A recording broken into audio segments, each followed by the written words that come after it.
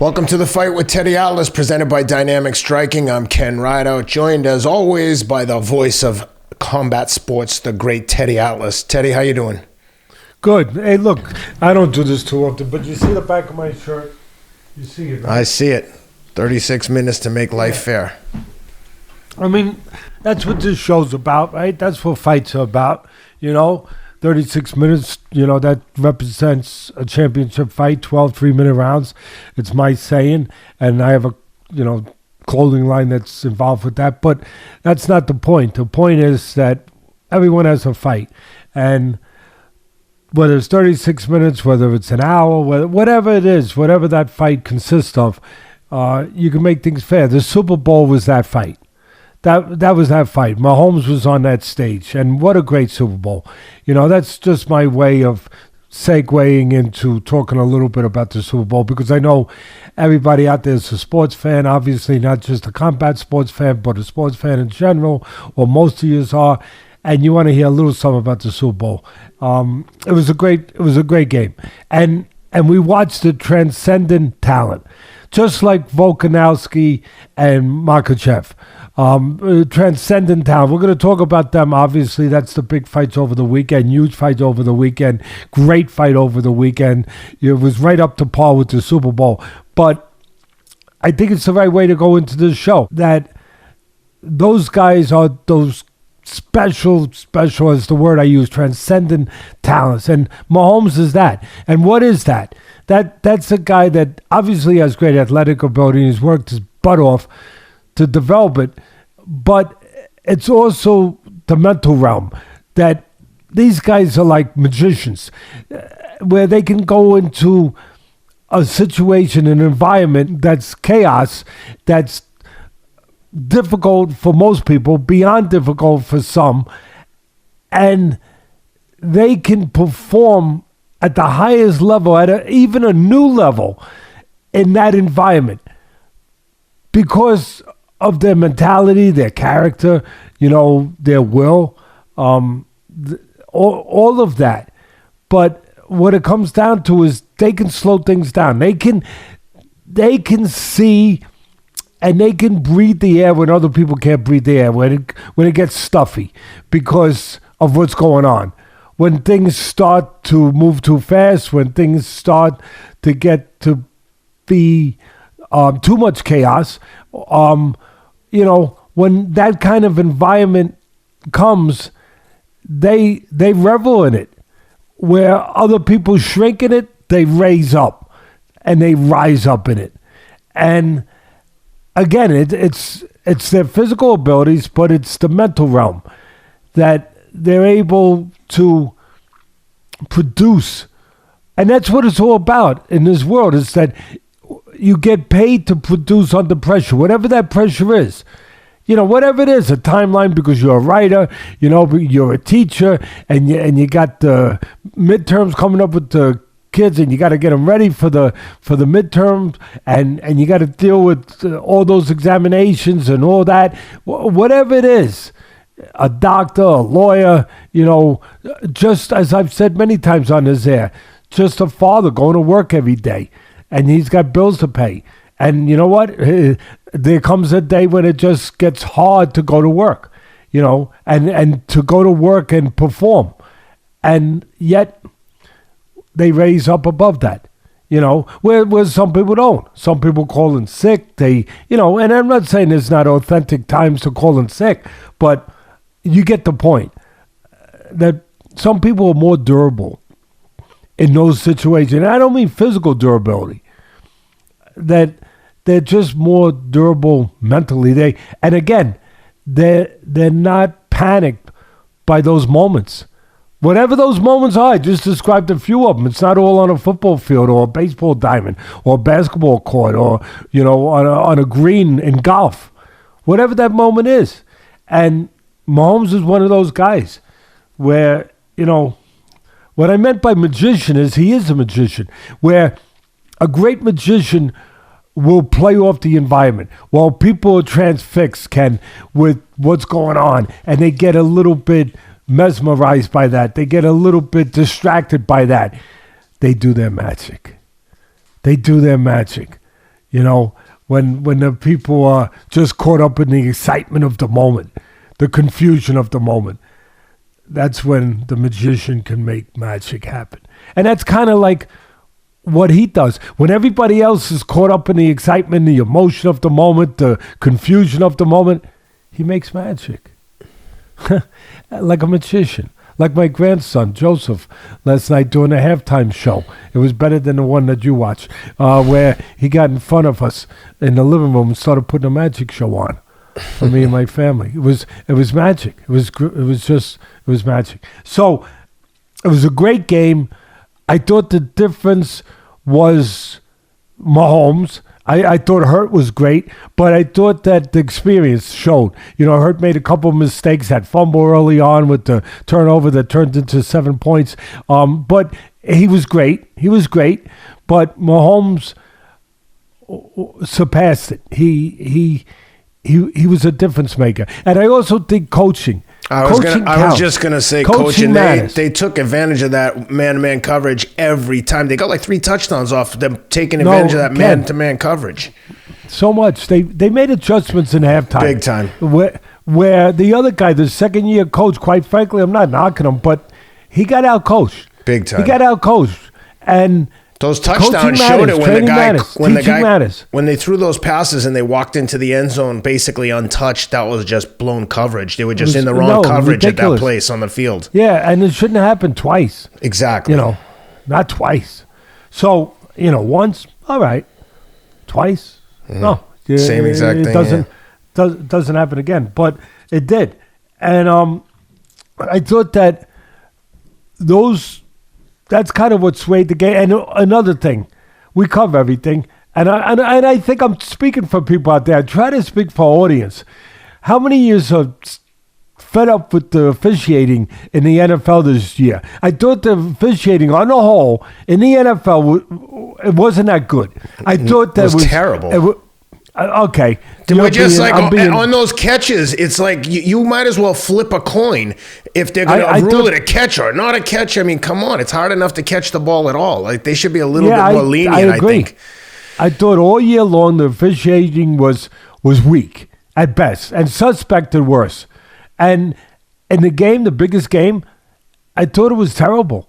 I mean, a couple of those calls changed the game. They actually changed the game. The call at the end with that pass interference, it ended the game. And not only that, Teddy, but let's take into consideration the pass was like 10, 15 yards overthrown. Well, there was a million things that I think we're speaking for a lot of people. I agree with you. And how about that catch that the Eagles made? Beautiful pass by Hurt, by the way, towards the end on the sideline. Yep. I mean, they called it a completion, Ken, and then to overturn it, you have to have undisputable evidence they overturned that. Yeah, I didn't see it. I didn't care who. My kids kept asking me, Dad, who do you want to win? I'm like, I really don't care. I just want to see it. Overtime would be great. I'm on Staten Island, New York. It's all about the boxes. It's all about the numbers. There are enough box pools on Staten Island, New York to drown. Let me tell you. And I got to tell you, I know I'm speaking for you guys out there, some of you, how many years were pissed off where the numbers changed? I get it. I had a good box. Ken, I was in like Flynn. And then I wasn't. Yeah. I was out just like that. When that field goal when that missed field goal, I hate that field goal. I hate him. You know, he cost me a big box right there. He cost me a big box right there. That stinks. And I mean, come on. And then towards the end, I won't even get into it, where the numbers shifted because of those calls and everything else. But put it this way, I guess everybody knows now, Teddy didn't do too good with his box. No, I didn't. Okay? I hope you guys did better. I hope you didn't have the experience I had. But I just I thought that we should touch on that. And there's another thing that I most people wouldn't go here, but we're both family men, and you got young kids. I know I got young grandchildren, everything, but a lot of people maybe disagree with me on this, and I get it. I get our generation right now, the young generation, what they're different than my generation, your generation, what they're into, all that. But this is a sporting event. Okay. This is become the biggest stage in the world. But it's still a sporting event. And it used to be in the afternoon. Now it's at 7 at night, 6:30 at night. But it's not at midnight. It's not at 9, 10, 11. But it used to be earlier. And it used to be, the concept was, it was a family thing. You know, just like going to a game in baseball, game into basketball. You bring your family, you know, you see the game.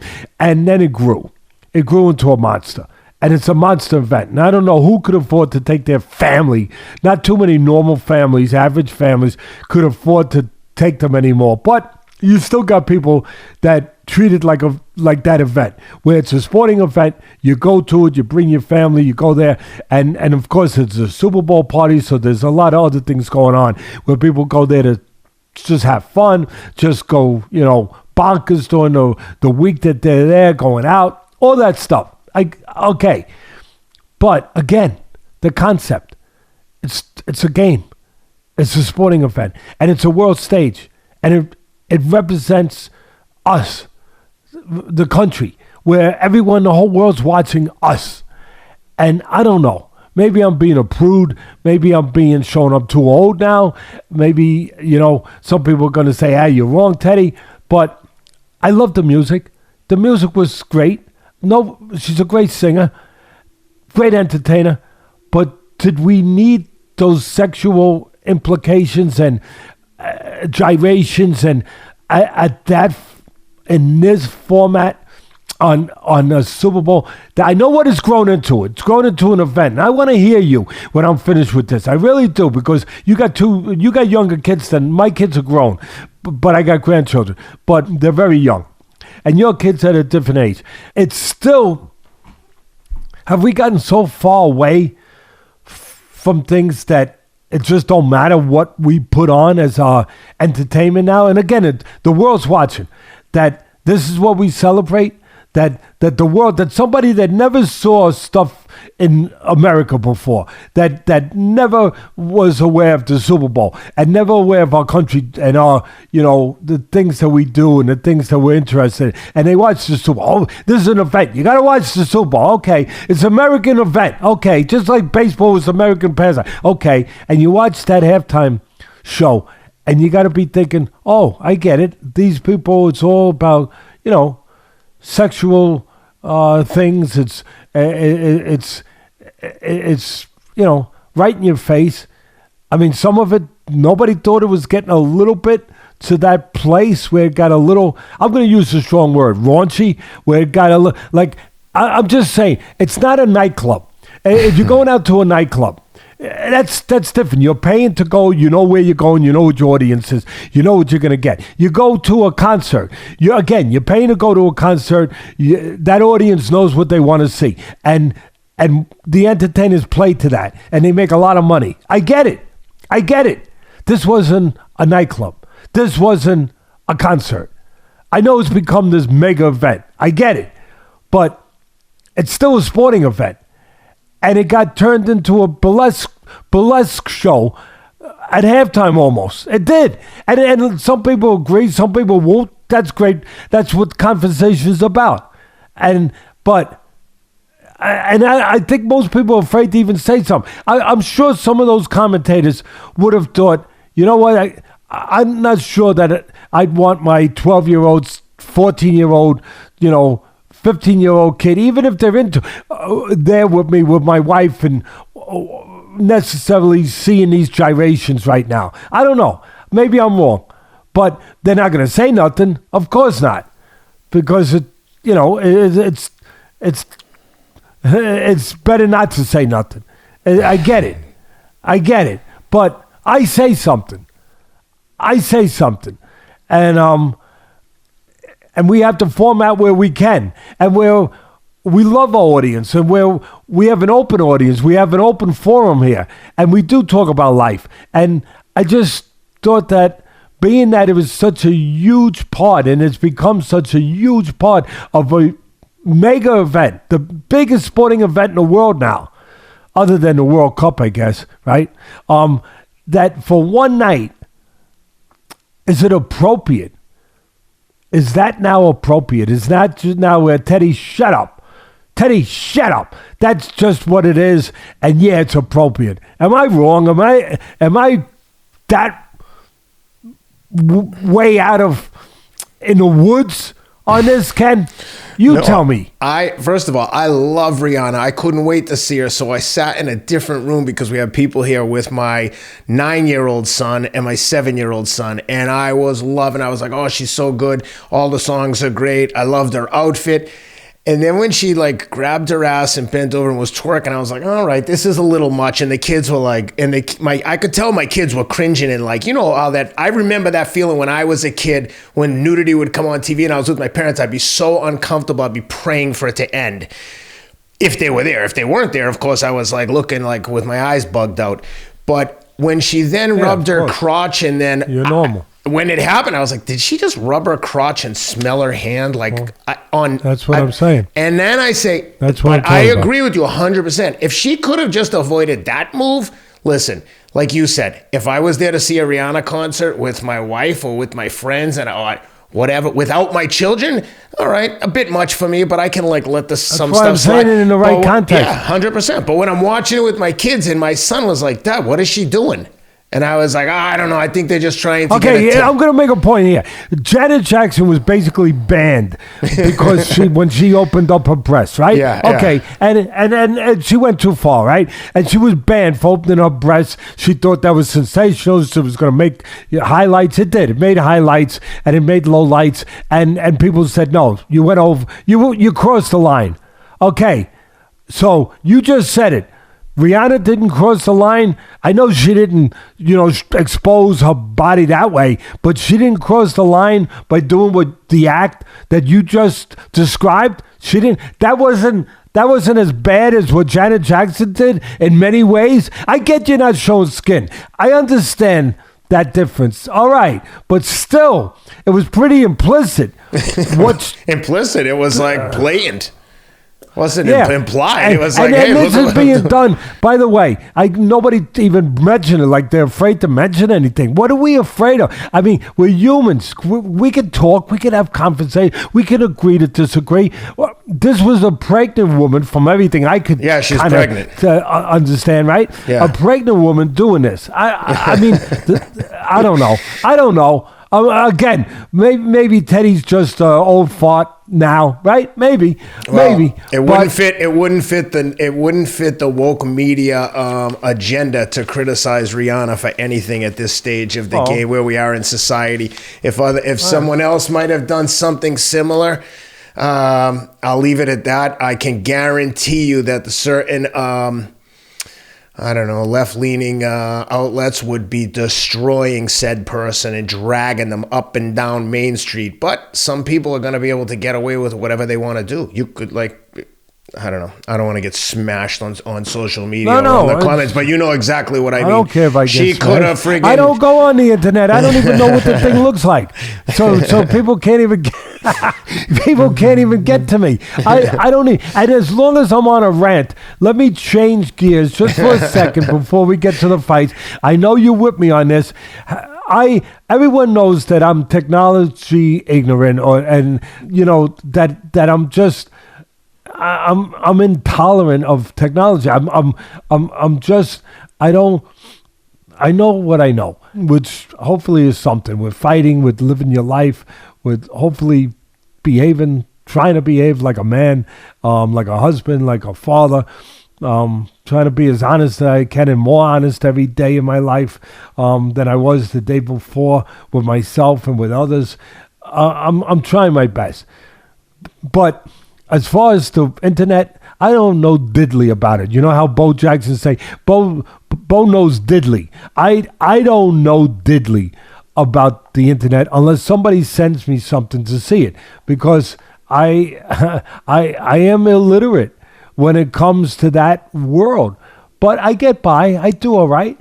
But then when somebody sends me these pieces that these people out there that have their own websites that take clips from our show and they put them out there as if it's part of their show, can you at least I don't mind it. I mean, that's great. That's a great. They're giving us more exposure theoretically. They are complimenting us, taking clips of our show and putting it on their show and putting it to their public, to their audience. They're complimenting us for our show.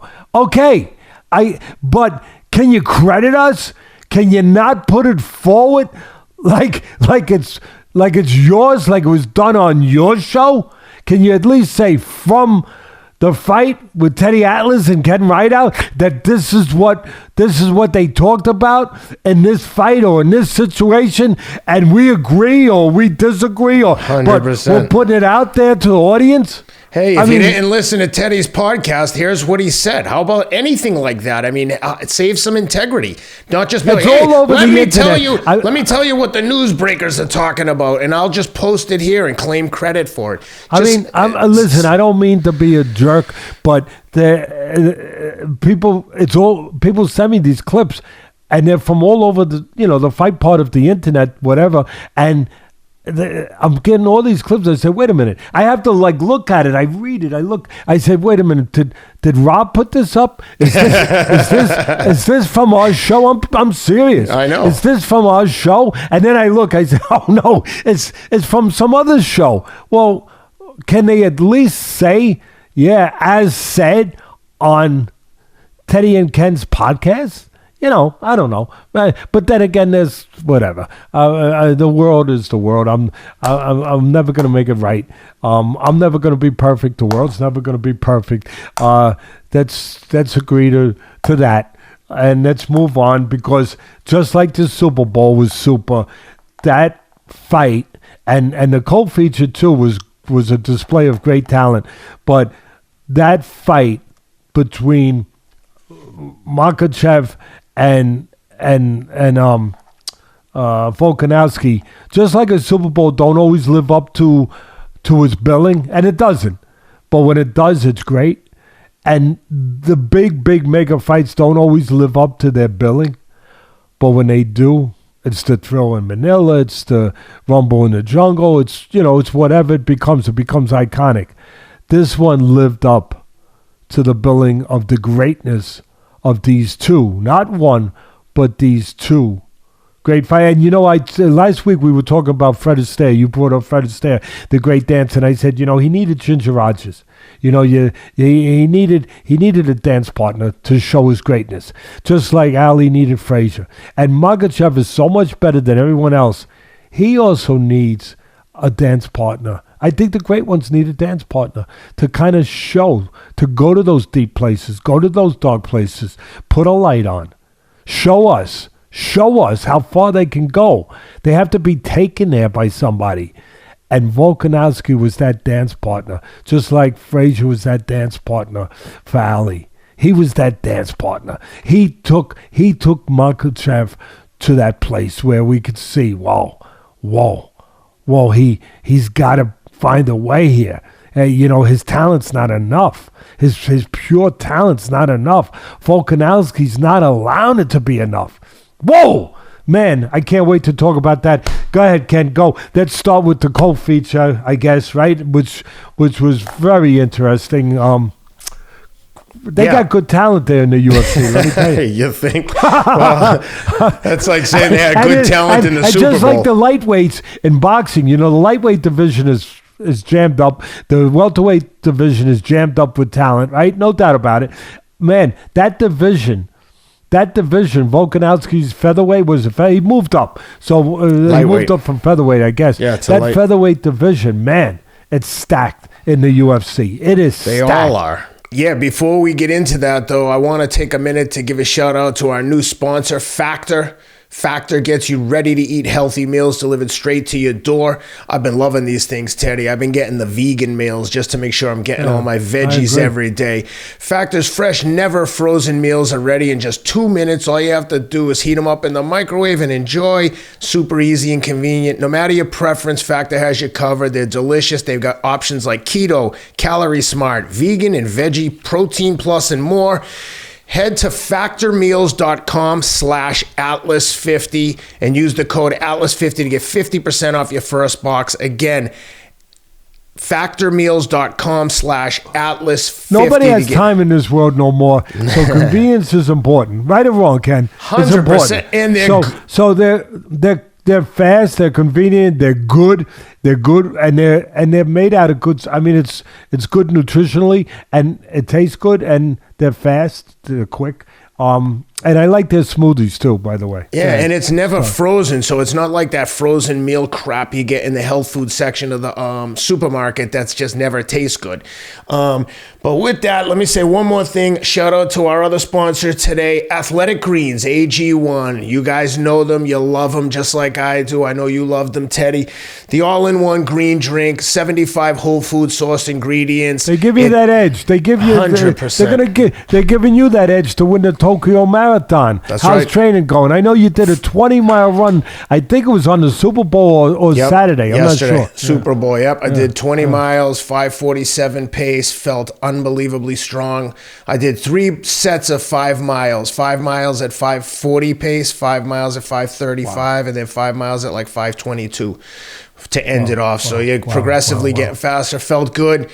Got to put it all together now. I get to Tokyo, but you know I'll be traveling with my AG1 travel packs. Go to athleticgreens.com/Atlas and they'll send you 10 of the travel packs for free with your first purchase. The travel packs, I can't live without them. athleticgreens.com/Atlas to get your 10 free travel packs. Get your all-in-one green drink from Athletic Greens. Those two guys who look like they're taking their Athletic Greens and eating their Factor meals, it was Yair Rodriguez and Josh Emmett. These guys, all these guys get into the ring, they're just like a ball of muscles. Like they're the most efficient looking bodies you've ever seen. You know, some of the heavyweights look like they might be maybe use a couple of those Factor meals, maybe carrying a couple extra Not John LBs. Jones and Gone. Not John Jones and Gone. And I'm going to be out there with ESPN covering that one, by the way, with the great Charlie Monahan. I'm gonna be out there with the UFC crew in Vegas. When is that? March 4th. Early March. March 4th. March 4th, yeah. I'm going to be out there covering that for, I'm jealous. ESPN. I wanted to go. I'll be in Tokyo. Go figure, Ken. 50 years in boxing, they don't have me covering boxing. They have me covering UFC. Well, that's because like boxing, like politics, no one wants to hear the truth. They only want to. If you can't control the message, like Vince McMahon would say, if you can't control the message and the results, you don't have a business. So, yeah, Dana White controls at least all the fights that are being made, so the best always fight the best. So that's why the UFC is always like delivers incredible results, like they did with this Yair Rodriguez, Josh Emmett. The brand is solid because the product is consistent. Yep, that's for sure, and that's exactly what they delivered on Saturday night. My God, did Yair Rodriguez look so sharp? And I heard a lot of people hyping up Emmett like he was going to run right through Yair Rodriguez, almost like it was like a foregone conclusion. At least that was the vibe I was getting. Now I don't watch every single thing that's published and put on the internet, but just a few things I saw, I was like, man, they think Emmett's going to run through Yair. I think Yair is an incredible striker. Josh Emmett's obviously got a chin. And tough. He's tough. But my God, Yair Rodriguez beat the crap out of him. He kicked him and punched him and then eventually submitted him. And then he's such a gentleman at the end. When he submitted him, Josh Emmett looked at him like, oh my God, F it, I lost. Oh my God. And Yair Rodriguez immediately told him, stop that thinking right now. You're going to be great. You'll overcome this. You'll be back. You're going to be a champion. Keep your head high. Just like a good person. And I think that comes from a lot of these different martial arts trainings. That's one of the big things they emphasize. Even at my son's school, when they're training, they always tell him, listen, we're not trying to hurt each other. You got to take care of your training partners. We don't want to hurt people so they can't train with us. You get someone in a submission, if they don't tap, you can let it go. We're training. We're not trying to kill people and break arms and legs. And I think that reflects a lot in these guys in the UFC. When they get a win like that the first thing they do when they submit a guy is almost like Yair. He's concerned about his opponent's emotional well-being. It's just, I don't know. Obviously, this doesn't apply to everyone. There's good guys and bad guys in every endeavor in life. But it was just great to see. Great sportsmanship. No BS in either fight, this one or the main. But how'd you like the striking from Yair? Forget about it. Forget about it. Staten Island. I was gonna say, I can tell you were with your Staten Island buddies last night. Forget about it. Yeah. First, I want to just mention, being that the Super Bowl was in Arizona, you made me just think about somebody, because when you mentioned Dana White, obviously a great businessman, another friend of ours of the show, also Dave Portnoy, great businessman, Barstool Sports, all that stuff. He was out there for the Super Bowl, and I have a friend, Adrian, from Staten Island. He's transplanted himself out in Arizona, and he's doing great. He's got a little pizzeria that's very popular. So Portnoy went by there. I think he did a pizza review there. But anyway, he went by there, and Adrian mentioned how he said to say hello to us and all that stuff, Portnoy. But it was kind of cool that my friend, that Portnoy, stopped in his place, in his pizza place. And it's, the funny thing is, I said, you might have to kind of like the line from the movie Jaws, where you're going to need a bigger boat. I said, you might need a bigger place now, because he's got a tiny little place, Ken. He don't care. Yeah. He can only make a certain amount of pie. He sells out in the middle of the day. He closes up. He don't care. Goodbye, so long, because he's What's the name of his place? Popular. I can't think of the name right now, but what's the guy's name? Popular. Adrian. His name's Adrian. He's in Arizona, and he's an Albanian guy. He's very close to me and my family, and so I could never pronounce his last name. I don't think so. But he's got this little tiny place that's really popular, but like I said, he can only do a certain amount of business, because the place ain't big enough to do more than he does. He can, he works there himself. He's got one guy working with him, and it's not like, he can put out 400 pies a day. He puts out whatever amount it is, and like I said, the line could be outside. He closes the door, and that's the end of it. And so I was joking with him. I said, hey, he does a pizza review, you might have to do some construction over there. You might have to add on a little bit. He goes, Teddy, I can't. But I said, well, all right, but you might be forced to. But I just I want to give him a little mention. It just made me think about that. As far as Rodriguez and Emmett, great prelude to the great anticipated main event. And I tweeted before it started that you knew it was going to be explosive with the two styles and talents. You touched on it, Ken. Emmett is a big puncher. He's aggressive. Rodriguez, he's got such a huge arsenal. That's the thing that impressed me with Rodriguez, how dimensional he is with everything. He could do everything. And he throws freaking kicks around like boxers throw jabs. I mean, it's crazy.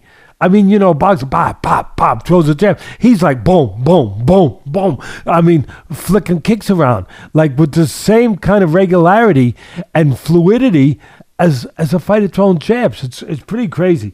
It makes him very, very dangerous. It makes him really. It makes him, right now it made him interim champion is what it made him, to be specific about it. Rodriguez, he's just a dangerous man.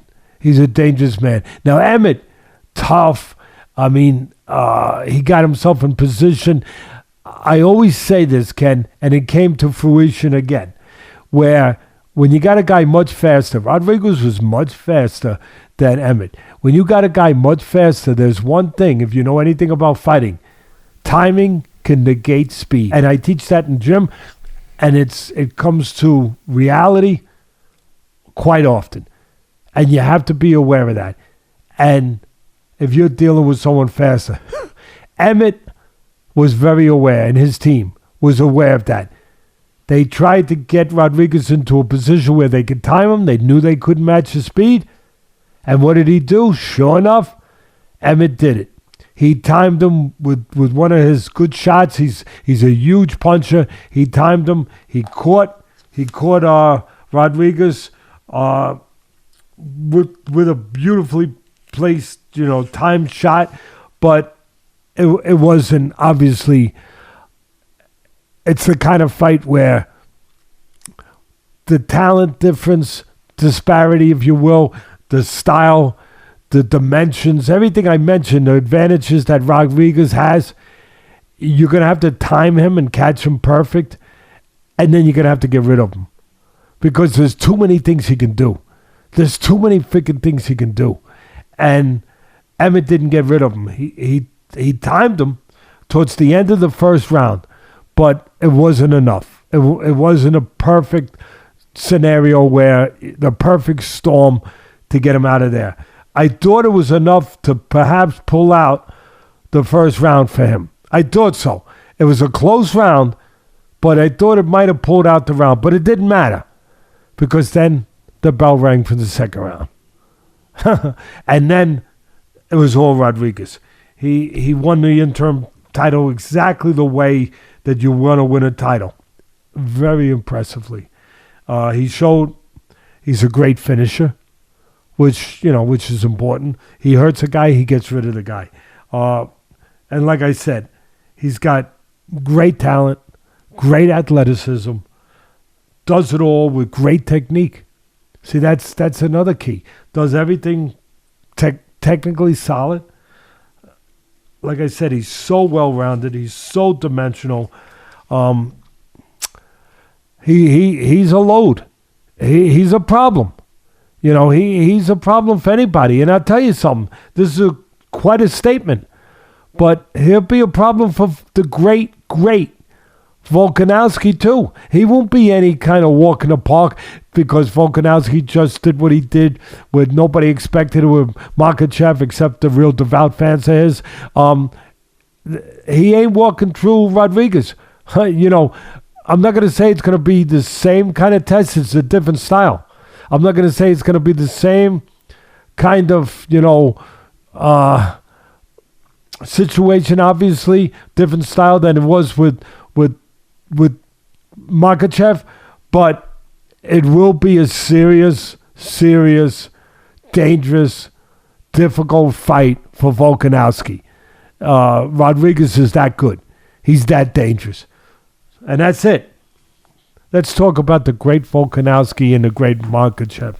Oh my God, what an incredible fight. I don't think that fight could have been better. I desperately wanted to see Volkanovski win, so I was a little bit biased. I thought he did enough to win. He's our guy. He's been on our show. Exactly. He's our guy. Really, Makhachev might be the greatest guy in the world, but he's not our guy. Right. Volkanovski's our guy. And, right. And I know Rob's working on getting him on again for next week. Hopefully he can do it. But to your point, Ted, he was our guy. So maybe I was a little biased. I thought he did enough to win. He's coming up in weight. It's in Australia. I just thought for my money, like that guy won the fight for me. But it's hard to argue with the judges. I don't think the judges did a bad job. I think if you go back and look at it, you could make a case either way. One round here or there, which is essentially, a couple of those rounds where one move here, one move there. Do you like the takedowns? Well, the one judge I disagree with. The one judge had it like way off. But I would say this: do you? And this is for the jiu-jitsu and the grappling aficionados. Do you value more the takedown or the ability to get out of the takedown? He got him down. Okay, he's a wrestling master. To your point, his defense, Volkanovski's defense with the grappling and the jiu-jitsu on the mat was tremendous. He's improved so much. Makhachev had his back and just held him there for 2 or 3 minutes. And I think that if you look at who did more damage, I'd say Volkanovski did more damage. But the fact that he had his back, the scoring is just so hard to interpret because Chael Sonnen had a great take on this on Sunday morning, so I don't want to steal his thunder. But he said it. He's like, okay, the guy's on his back, but Volkanovski's punching him in the face for 3 straight minutes, and Makhachev can't do anything with him. Okay, he's holding him down. And laughing and showing the it factor that I talk about great entertainers and great performers and obviously special talent, special in this case fighters. But he's got it all. He's got that it factor. He's got that intangible. He's got that X factor where in the rest of that moment, where it would be dark for somebody else, he puts a light on. He's sitting with his back towards the guy, with the guy wrapped around him, and he's growling, he's talking, he's hitting him with back fists, as he's as he's entertaining the audience, and he's talking to him. I mean, it was really, he's one of those special guys that lights up a ring with their talent and with their personality, with their charisma, with that it factor. That's the best way I could say it. He lights it up. And listen, it helps him that he's in front of his countrymen in Australia. That atmosphere fed to that, it played to that, but he played to it. He was able to play to it. He had enough talent and enough of a mindset where under those extreme conditions, he could be wrapped around on the floor, sitting with his back to the guy, to one of the greatest grapplers, greatest guys on the floor there is right now in the UFC, that he's Khabib-like. And that's as I couldn't give a bigger compliment than that. And here he is, bop, and then he's talking to you as he's doing it. It really, it added to the event, obviously, but as far as the breakdown in the fight, well, one thing I wanted to just say about finish with was, I think if you look at it, it was supposedly a battle for pound, but one guy's fighting at another guy's weight class, and you could make like I said earlier, you could make an argument. One little move here or there, Volkanovski wins that fight. He's coming up an entire weight class. We saw what Izzy, who's unbelievable, happened to him when he went out and fought at light heavy. He got dominated by Prohaska. Right. So I think on a pound for pound basis, I think Volkanovski's still number one pound for pound. Let Islam lose half the weight and go down and meet Volkanovski at a catch weight. Let him come down to Volkanovski's weight. Volkanovski went up a whole nother weight class, first time at that weight class, and pushed this guy to the razors, to the Can I give you a different angle? Yep. I agree with you. I get it. That's the conventional way to look at it, the smart way the intelligent way to look at it. Yes, I get it. I'm going to give you a different angle. We are so used to and just, so formed into thinking that when a guy moves up, he's got a disadvantage fighting the bigger guy. But here, could it have been flipped around? Here's my point. Could it be flipped around a little? I'd like to hear what Chael Sonnen has to say about it, because I really appreciate his intelligence, him and Smith and all those guys. They're all very intelligent, all of them. They really are. DC. None of them that... DC, forget about it. Rogan, all of them. I appreciate their intellect with this form of combat. But I'd love to hear Chael, because he's very outspoken. Obviously, most of them are articulate. He's very articulate. He's got a big forum. I'm sure he listens to this show. I know he does. I'd love to hear, and maybe Rob can send this to him, but I would love to hear his take on my take on this, where maybe in this case, it actually became a disadvantage to the bigger guy, and I'll tell you why. Because, first of all, the smaller guy, he's moving up. You're right. And he's small in stature anyway, physically. And now he's moving up to another weight class. He's already a midget. And now he's moving up to another weight class. But he's not a midget where it counts. That's for sure. Inside as a fighter. But Volkanovski was very strong. He's always strong. But, he's real strong. And we all know that there's a history of Makhachev having trouble making weight. And he had to strip down bad naked. And they put that cover around him, that thing that they put around him for the weigh-in, so you wouldn't see that he was naked. He had to strip down to everything to make the weight, to make it right on mark. And he did. But that shows you how he must have struggled to make that weight. You know that Dan Hooker this morning went on Twitter and said he was kind of cryptic. He said, "You think you can come to Australia, hire a nurse to get an IV, and we're not going to find out about it, you cheating bastard," or whatever he called him.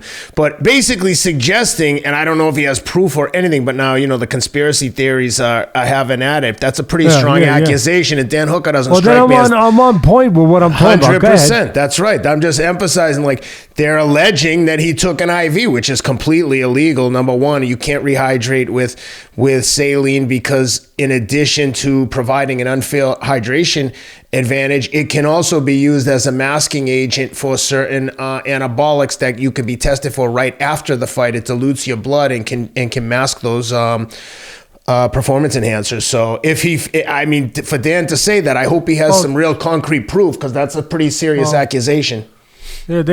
Yeah, very serious. And look, I'm sure they'll look into it. But here's the thing. That just makes my point that much stronger. That all it does is it enhances the point I'm making. Makhachev has trouble making weight. Okay, he's a big guy. All right, he took all his clothes off. He just made the weight. Like I said, he was struggling to get down to that. We see him have to get naked. They put the thing around him so you don't see him. But we know that he's naked on the scale. What we also have to assume and know is that he had to restrict himself and compromise himself with his diet and with fluid intake. He had to dry out maybe a little longer than normal, but he had to do all that fighters have to do to cut that weight. That weakens you. Is it possible? He's renowned. Makhachev is renowned for his gas tank. He's renowned for his extraordinary superhuman endurance. Right? He's renowned for that. He doesn't burn out. He just keeps going. He was getting gassed at the end more than Volkanovski. And so did that play into it? I think it could have. The main thing is the fighters. They both, how they are mentally and how they are technically and how they are physically as fighters. That's the key. But these other things in a real tough fight, they have implications. They have little implications. They can sway things a little bit because there's not a lot of margin of difference here. And when there's not a big, huge cushion of difference, then the little things can't tilt it one way or the other.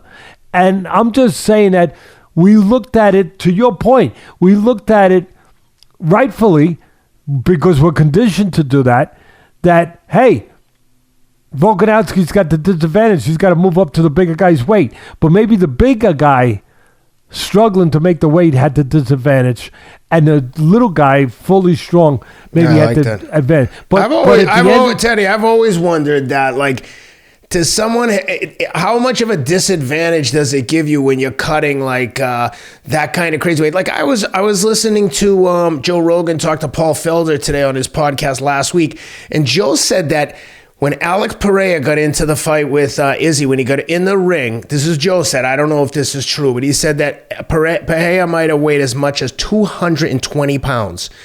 And Izzy, when he fought Yuri at light heavyweight, in at 193 or 194. So let's say at Izzy's heaviest, he's 190, 195, give him the benefit of the doubt. 30-pound disadvantage, because Pereira definitely looked like he was much, much bigger in that fight. Yeah. So I always wonder, how much of a detriment is it cutting that weight 24 hours before? It definitely hurts you. Of course. It definitely hurts you. It's not just dehydrating the muscles, dehydrating all the organs, the brain you can't get fluid. Everything back. Yeah, exactly. Yeah, you can't get. It's definitely an element of the competition. It's definitely a factor.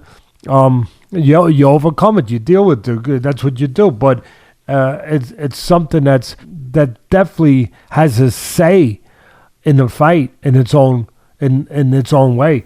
I like the One Championship has a rehydration clause. They test your urine the day of the fight or the day at weigh-ins, that if you're a certain level of dehydration, you can't fight. And they can measure it, how much salt, how much water is in your blood, and apparently they have a urine test that can test the hydration levels. I don't know what it is, but that's I like that. Protect the fighters. I loved the atmosphere. It was an incredible atmosphere down under. It was very, reminiscent, reminding of the great atmosphere that the British fans give us across the pond, the whole country, where they all come out to support their guy, their man. I love the Aussie sports fans. I think they're amongst the best sports fans in the world at every sport. Terrific. Cricket. It was appropriate. Rugby, you name it. Yep. I tweeted that, I had tweeted with my great tweet team, Rob Moore, Brennan Wood, and Ian Mackey. They're unbelievable. You're sharing a tweet team with one of the greatest scientists in the world, the great Andrew Huberman. Yeah, I feel bad that I've reduced these guys, these brainiacs, to being tweeters. I appreciate them very much. The other tweet master's talking about brain health and neuroplasticity, and then they come over here to the fight with Teddy Ellis and talk about how to punch someone in the brain as hard as you can. Yeah, well, I appreciate it. I know it's a little bit of something that you gotta come to terms with. Speaks to the duality of man. Yeah, exactly. It's a little conflictive, but in some ways. But I appreciate the hell out of all of them, and it really does. Sometimes I'm embarrassed. They say, "Teddy, your tweet team does a great team. Who are they?" I said, "I'm embarrassed to say, I got these scientists that from are Stanford. Like, I got." From Stanford, tweeting for me.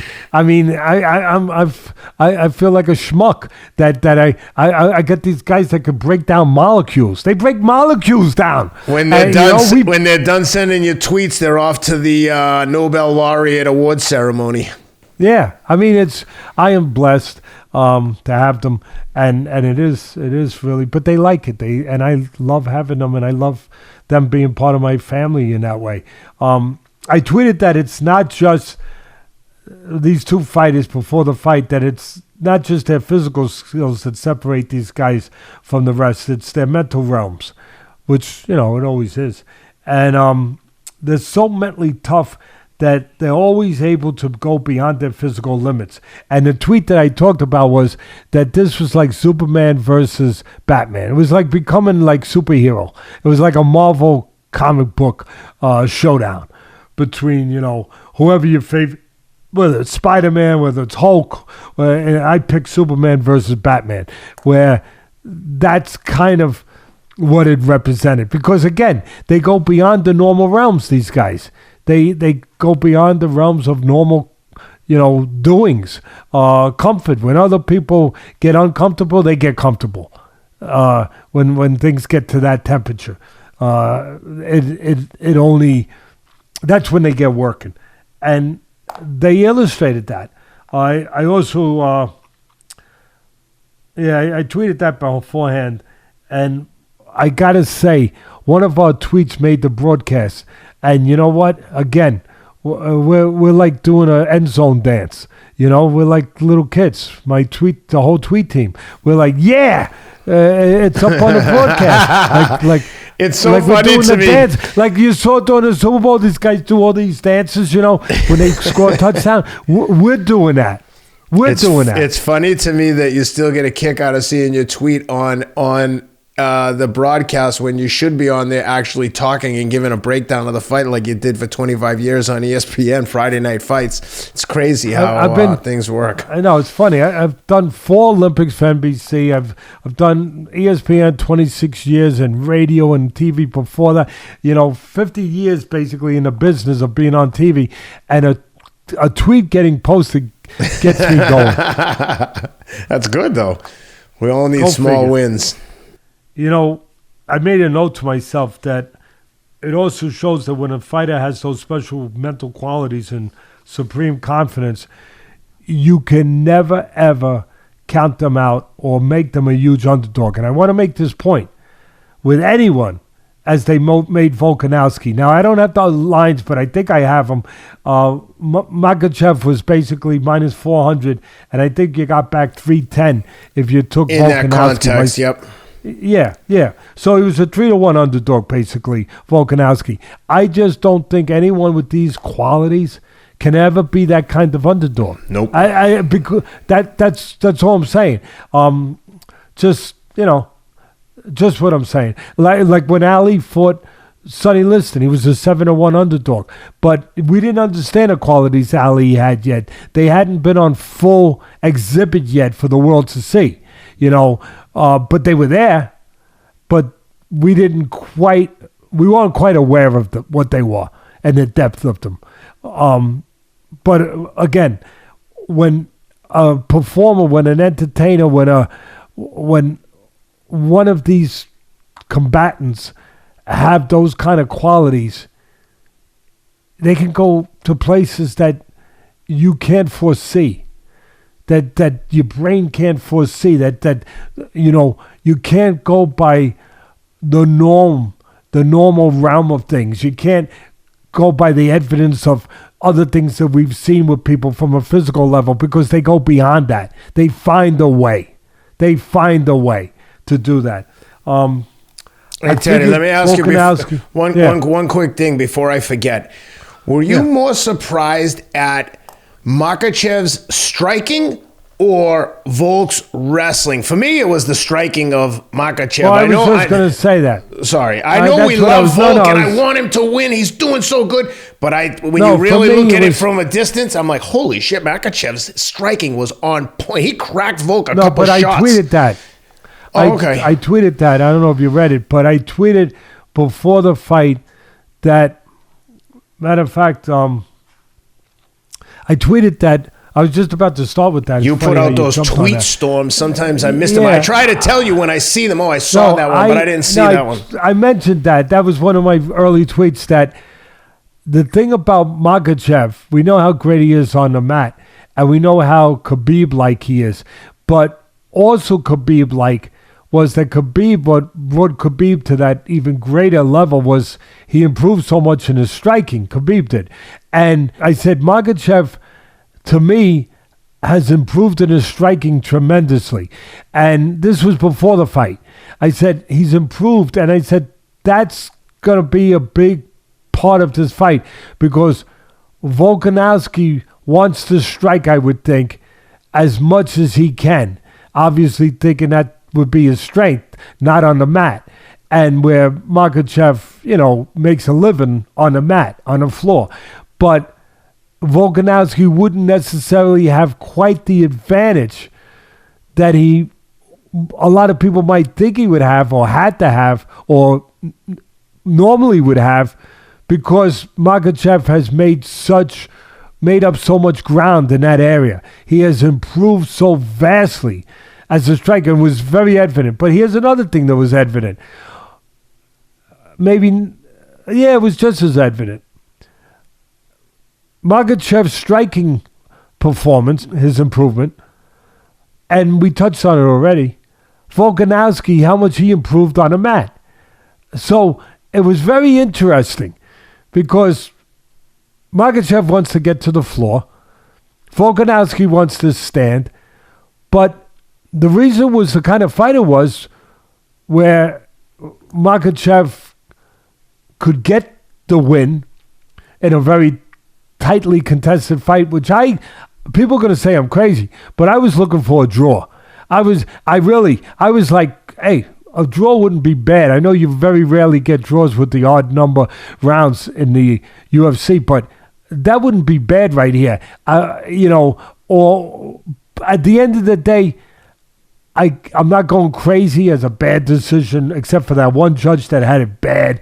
It was much closer than that, no matter how you look at it. So I don't know what that judge was doing, but maybe he was having too many of those stout beers down under there. They have good beer down under. Maybe he had a couple before the fight, which you never should do if you're judging. Never. That's a no-no, guy. Judges out there, don't drink. We don't want to drink and drive. Don't drink and judge. Don't drink and judge, okay? I think that's pretty basic, good information, and we should follow that. Good advice. But being serious, Volkanovski couldn't dominate or come close to dominating the way that he might have wanted to, striking because of Makhachev's improvement in that area.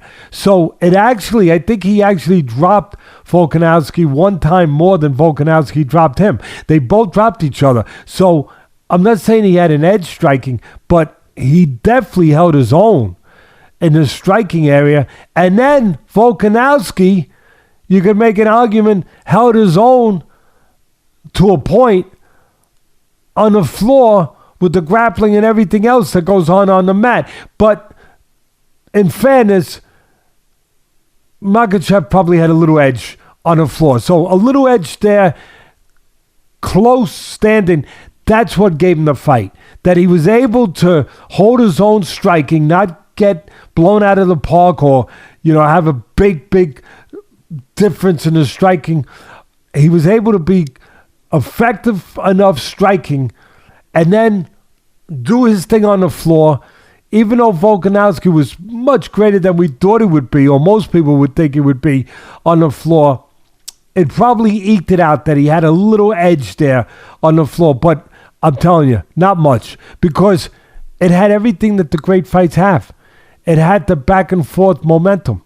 It had that flow. It had the surges. One guy's got it, the other guy takes it. The other guy goes back. The other guy goes back. That back and forth that the great fights have in whatever combat it is. So as far as the getting serious with the technical breakdown of it, I thought that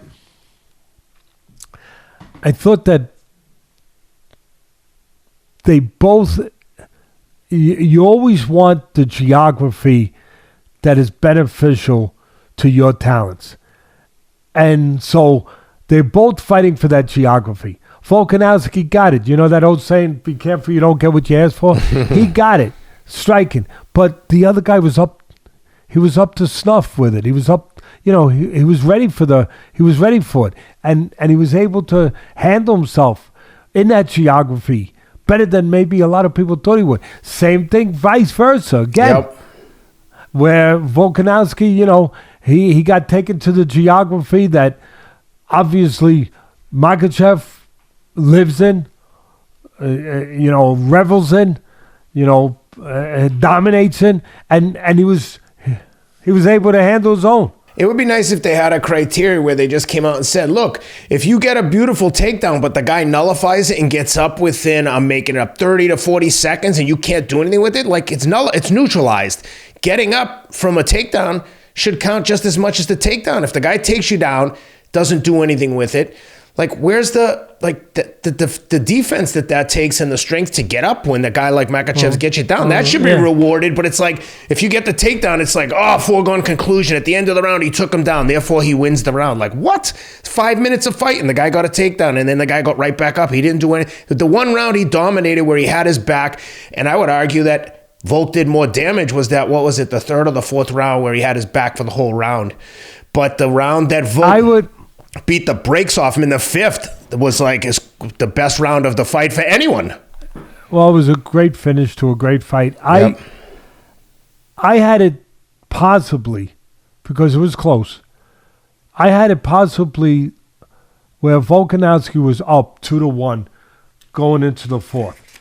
That's how I had it. That's what I thought. I just want to check my notes here, but yeah, I had him up 2-1 going into the fourth. Again, I don't think anyone figured to be possible going into this fight if you handicapped this fight going in. And the first round, Volkanovski, it was 2 fights in the first round, Ken. I talked about the geography, and that's really, really the focus here. Volkanovski got the geography that, his team would want, striking, and he got the cooperation of Makhachev to strike with him. The first half of the round, that's what he got. The second half, it went to Makhachev's geography, where Makhachev went to the mat and got exactly what he would want. And that back and forth, like I said, that's that's what made it so intriguing and gave it that kind of theater to a great fight. The shifts of momentum back and forth. They showed what all great special fighters show. Great talent, great technique, great toughness, of course, and great brains. These guys don't get enough credit. Agreed. For how cerebral they are, how smart they are under very extreme conditions. You mentioned that about the football, though. I think that's the key component. Is a lot of people are smart, but are you smart when the lights are on and someone's bashing you in the face in front of hundreds of thousands of people, millions of people on TV? And that's like Mahomes. He's smart, like he's out in his backyard playing with his kids. Yeah. How 100%. Can you control the variables and, like you would say, be calm in an uncalm environment, calm in the eye of the storm? And that's what Volk and Makhachev, these guys are like bred for this. And the thing I love about Volk is he's just a good person. Like, we don't read about him be involved in scandals. He's not beating people. Class. Yeah, they're both classy. They both showed class. No, they did. They both showed all the sides you have to show to be a great champion. They fought like champions and behaved like champions in the octagon, and afterwards in the post fight, they also behaved like champions. Both of them, class. You know what I like about them too, Teddy? Sometimes guys can act like gentlemen afterwards, but they're still puffing their chest and kind of putting on this false bravado. It's like these two guys personify toughness and class. They don't have to curse. They don't have to slam the podium and posture and strut around like a rooster. They're just like, hey, I'm going to get in there and beat the crap out of you. And good luck. I hope you can beat the crap out of me for your sake. But I just love the way they promoted it, handled it. I like the way they handled the aftermath. They said, Islam, do you want a rematch? He's like, sure, if they want it, we can do it. And they asked Volk, and he said, what'd he say? Oh, if that's what he said, yeah, I don't care about the other weight class. I don't care about the other title. If he said he'll give me a rematch, let's do it right now. No, they want the biggest, most competitive fights because that's right. That's what drives them. That's exactly right. They're not looking for easy fights. But that's so rare. They want to be tested. The great ones, they want to be tested. They want to be taken to that place that only great fights can take them. It's so rare to have that. There's so many fighters out there that are like, I don't want to name names, but they just want the best fight that's going to be the easiest money. And then there's guys like these two that are just like, give me the best guy. I don't care about the money. The great fighters, I've said this before, Ken, they're like great explorers. They want to explore, but instead of exploring the world, they want to explore their world. They want to go places, kind of like Star Trek, Captain Kirk, going places where man hasn't gone before, to new frontiers. They're explorers. They want to explore the realm out there of themselves. How far can I go? And they can only do that by being in there with the most competitive, dangerous fights there are. That's what makes them special. That they do want to. A lot of guys, they just want to make money. They want to win, but they want to wrap it up and say, okay, we did enough to win, and let's figure out. Let's look at this now. Sit down and figure out the calendar and figure out what makes the most sense, how we can make the most out of our career, how we can be the most productive, the smartest about it, all of that. And that's all good stuff. How we could be efficient, how we can make the most, from a financial standpoint, all part of it. I get it. But these guys have an element in them where, again, they want to explore. They want to say, how far can I go? I need to know. I need to know. I need to be challenged. And that's what makes them different. And I want to mention this too. Did you see those shots and those knees? Not just punches, but those knees that Volkanovski took? I tweeted, again, with our brain scientist and molecular scientist, I put out a tweet that Volkanovski doesn't have a granite chin. He's got a plutonium one. I mean, really. And let me tell you something. Let me teach something here. I'm not trying to in any way be arrogant, but just at all. But really, about some of the laymen out there that don't quite understand what it takes to have a great chin. They think that it's just all molecular, that it's all structural, that that the bone is different. This is it's not that. It's part of the physical part is like Mike Tyson. He built up his neck. You want the shock absorber to absorb some of the shock is your neck. So you want to build your neck up. And Volkanovski don't have a neck, by the way. So that helps. He's a muscular dude. Yeah, so that helps. But I'm talking about something that really a lot of people probably be a little interested in. What really takes having a great chin is this. For those listening out there, you're not watching, the mind. I'm pointing to my head. It's the mind. It's the will. It's demanding of yourself, mandating of yourself that you will not be taken to that place that people get taken when they get hurt, to that dark alleyway where the lights get dimmer and dimmer and dimmer until you get to the end of it where it's just black. That they feel that the lights start flickering a little bit. They do. But then they say, no! And they say, I'm not going to that dark place. I'm not going down that corridor. No, I'm not. And they keep their concentration. They keep their focus. They will their self back. They refuse to go further into that darkness. Really, that's the greatest description. I don't know if you guys could appreciate it, but really, I know other people could talk about this. That's it. That's it. You talk to any great fighter, and they will have an experience of that. They might not articulate it that way. They might not think of it that way because it's something they just do, which is part of their greatness, part of them being a fighter they are, part of their what's called for in their vocation, right? So they just do it. They don't know how to explain how they do it, but I'm telling you, that's as close of an explanation as there is. And Volkanovski and these guys, that's what they have. And that's what Volkanovski does. And that's why he can take knees, not just punches. And other guys too. There's so many of these tough guys, but special guys in this business. But that's why he can take those knees, the way he took them, and look like he's unfazed to a certain extent. So I wanted to touch on that. Like I said, it lived up to its billing. I already talked about the judging. I thought it was closer. I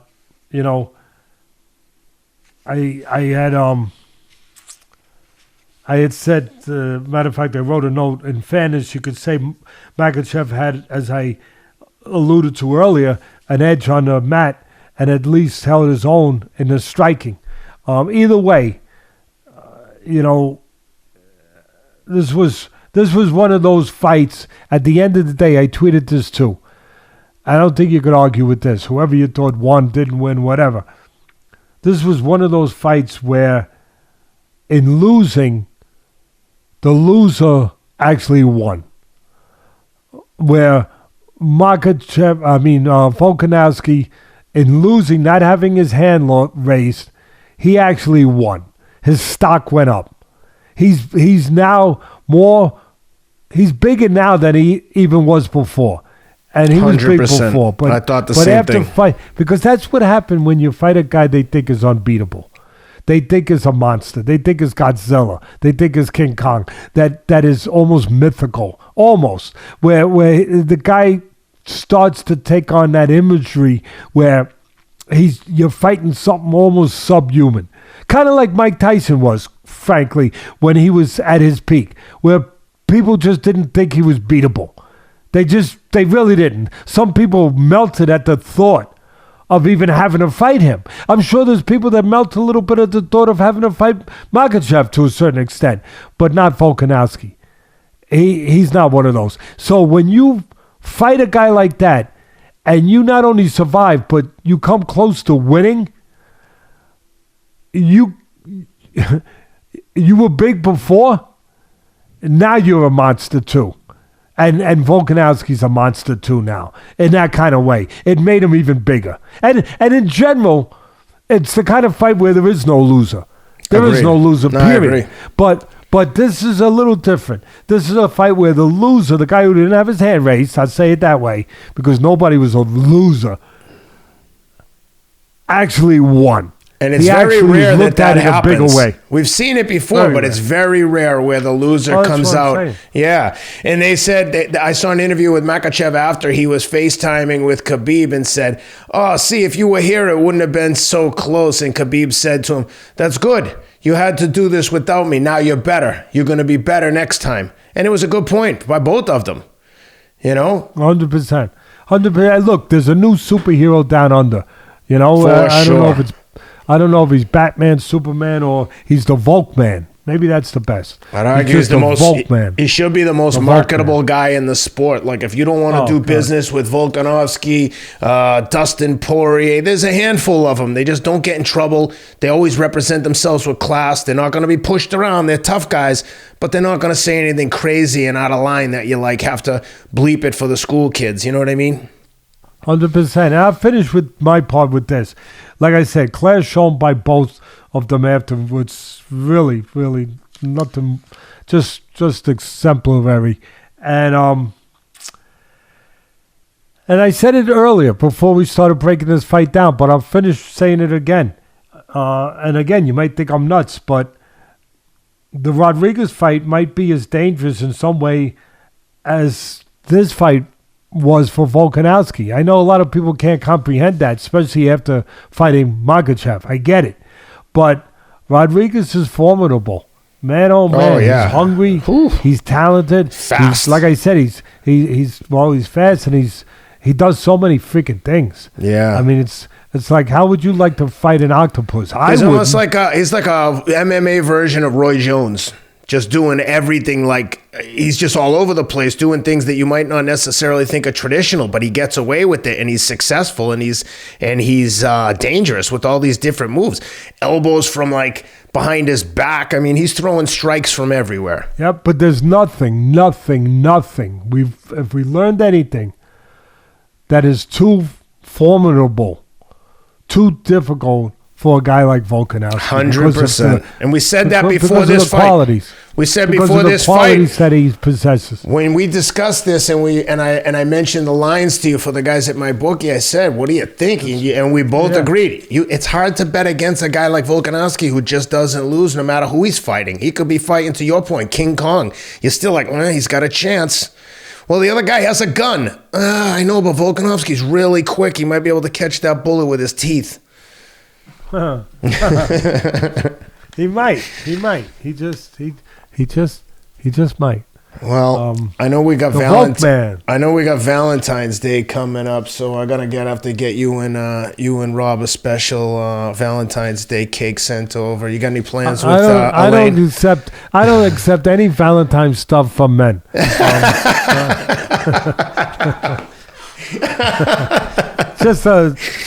I'm going to tell your grandson Joseph then to cancel. I'm going to tell Joseph then to cancel that. Cancel that cake. Hello, Joe. Cancel Teddy's cake. All right. Why? What's the matter? Is he allergic to whipped cream or something? No, just allergic to men sending him whipped cream. That's all. Otherwise, no, he's fine with the whipped cream. I'm kidding. Along those lines, Ted, I'll tell you a funny story. Yesterday, when I came back from my run, I never really look at Facebook, but I heard a little notification. I got a direct message on Facebook, and I open it up, and it's from a guy, and it says, "Hello, handsome." But I'm friends with the guy, but sometimes I accept the friend request. I don't think about it. So I said back to him, hey, buddy, I'm assuming if we're friends on Facebook, you can see that I'm a married man with 4 children. This feels a little bit awkward that you would send me a message like this, but I'm going to give you the benefit of the doubt and assume you're just trying to be friendly. And then I said, it's just a very awkward greeting to send to a straight man. What are you getting at? And then he's like, oh, sorry, I'm just being friendly. And then I just unfriended and moved on. But I was like, man, what? I don't have a problem with anyone's preference, but like I get it. What am I sending out that says like, hey, let me take a shot at this guy? You're never gonna have to worry about me calling you handsome. That's one thing. No, listen, you can call me handsome. We could be together for another 50 years, and I hope we are. But you never hear me, hey, handsome, how's the day going? Certainly not starting out an opening like, hello, handsome. Hi, because my first response is, I'm straight, right? Okay, I'm cool with whatever you are, that's cool. But when you say hello, handsome to me, it's like calling a girl like, hey, sexy, like, which also would be inappropriate, but I'm not that guy. This is a great show. And you know what?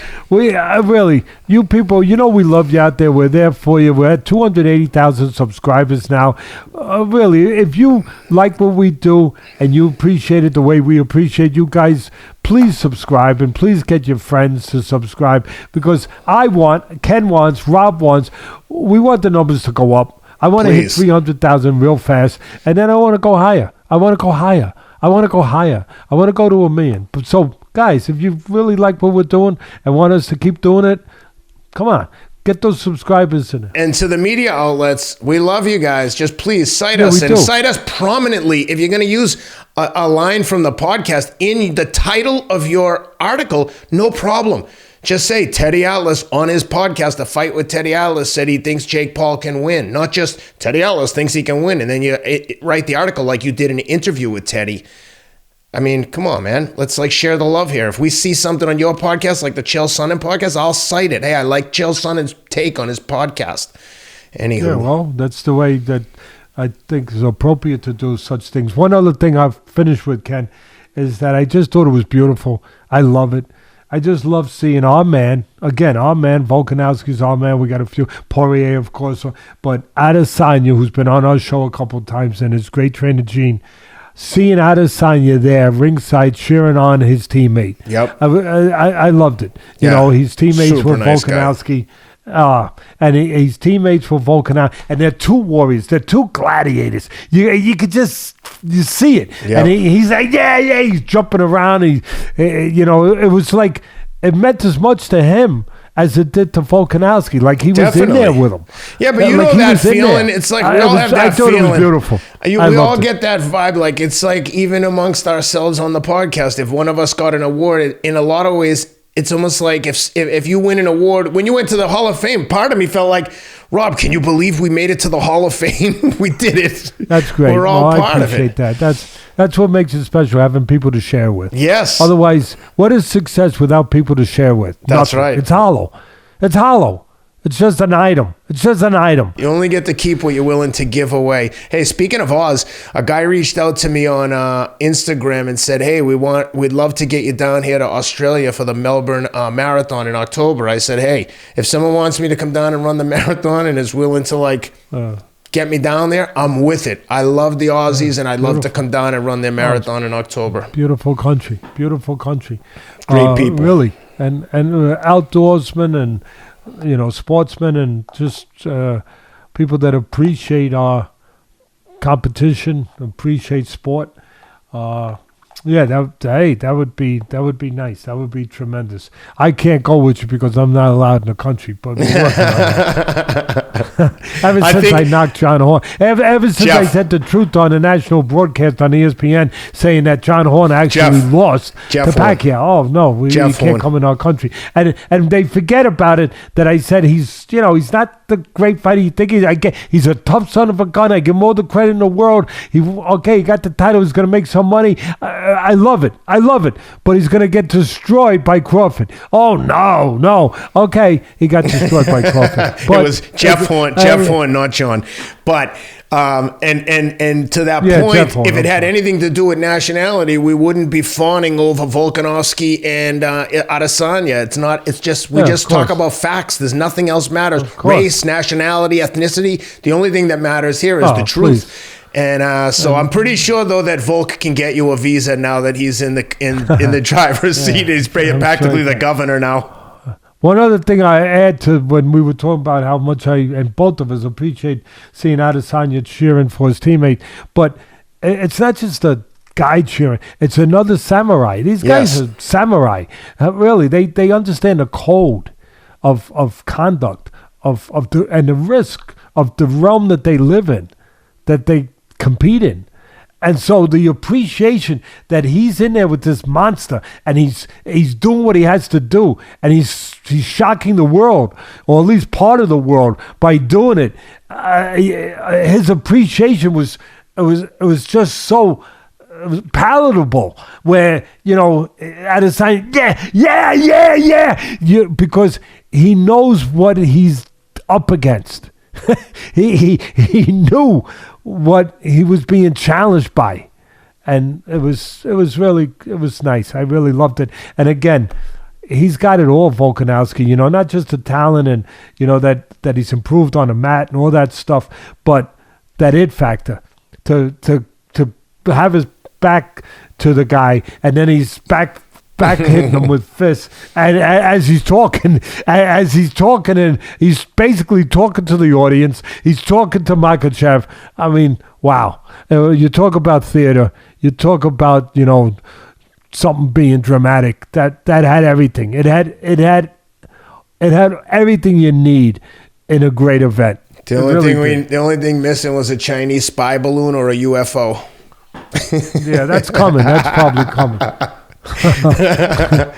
Sounds like the great distraction. They're everywhere. They're everywhere, Ken. Wonder what they're trying to distract from with all this nonsensical news. All of a sudden, this UFO's coming up that are have no propulsion, sent trillions of miles from other planets, and we shot it down with a jet that can only stay in the air for 120 minutes without getting fuel. Yeah. Meanwhile, we waited like a week to shoot it down. Why bother? Mission complete. I hope they got the 8-track that they were recording on, that it wasn't transmitted back to wherever they were. Listen, when you're done with your marathon days, if you decide to go into politics, I'm voting for you, President Ken Rideout. Please. I'll never get elected. They can't. They only want the people they can control.